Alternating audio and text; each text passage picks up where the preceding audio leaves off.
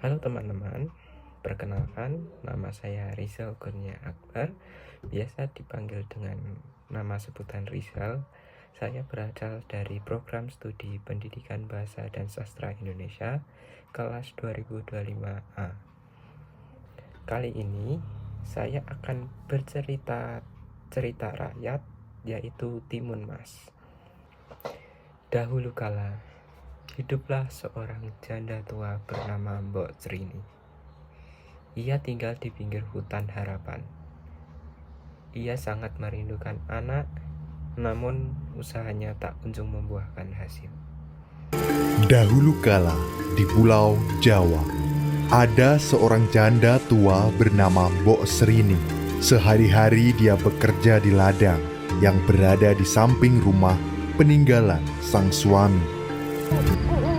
Ketika lelah dengan pekerjaannya, rasa kesepian selalu datang menghampiri. Dia ingin sekali memiliki seorang anak agar di masa tuanya ada yang menemani. Mbok Srini pun meminta bantuan Buto Ijo yang berada di dalam hutan di sebuah goa pinggir desa. Namun permintaan tersebut tidaklah gratis. Tentu saja Buto Ijo memberi suatu permintaan. Permintaan tersebut adalah ketika anak tersebut berusia 6 tahun, Buto Ijo meminta anak tersebut kembali untuk dijadikan santapan. Untuk Mbok Srini, di mana dia harus membayarnya dengan harga yang sangat mahal. Ketika anak itu berusia 6 tahun, kau harus mengembalikannya kepadaku untuk kujadikan santapan. Waktu pun berlalu, dan tumbuhlah sebuah timun besar berwarna keemasan. Dengan hati berdebar, Mbok Srini memotongnya, dan di dalamnya tersumbul seorang bayi perempuan cantik. Ia menamainya Timun Mas, anak harapannya yang datang dari dalam timun. Mentimun itu mulai tumbuh dan berbuah. Di antara semua mentimun yang berbuah, hanya ada satu yang memiliki ukuran sangat besar dan memancarkan cahaya keemasan. Kemudian dia membelahnya dengan hati-hati. Nampak seorang bayi perempuan nan cantik di dalamnya. Dengan rasa penuh bahagia, dia menamai anak itu Timun Mas. Namun kebahagiaan itu tidak bertahan lama. Si jahat, Buto Ijo, datang menagih janji. Mbok Srini terpenjat. Ia dulu membuat perjanjian yang mengerikan untuk memiliki seorang anak. Dan sekarang saatnya telah tiba. Buto Ijo hendak membawa Timun Mas. Dan benar saja, raksasa hijau itu datang menerjang. Timun Mas melempar kantong pertama seketika membentuk semak timun lebat yang menghalangi jejak Buto Ijo. Ia berhasil maju sedikit, namun pengejaran belum selesai. Teringat nasihat ibunya, Timun Mas melempar kantong pertama yang berisi biji mentimun ke arah Buto Ijo.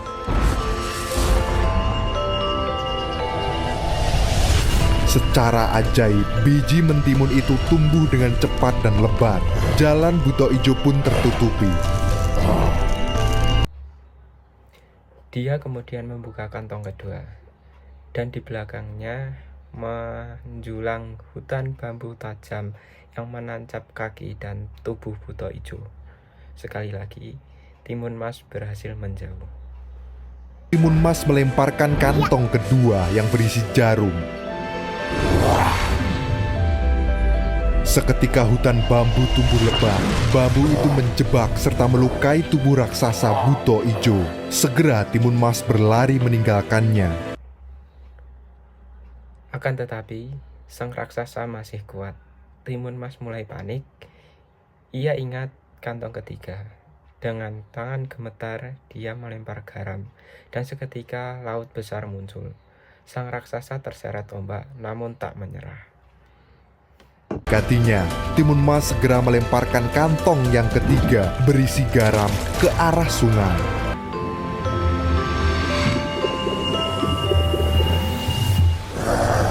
Seketika, ombak besar menerjang tubuh Buto Ijo.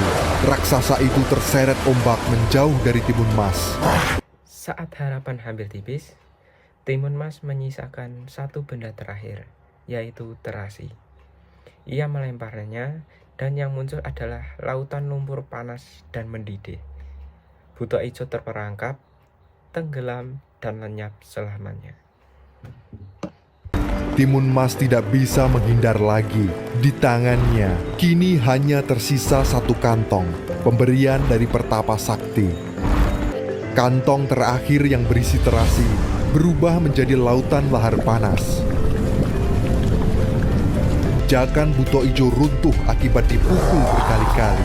Buto Ijo akhirnya terjatuh ke dalam lahar panas. Timun Mas pun kembali kepada Mbok Srini.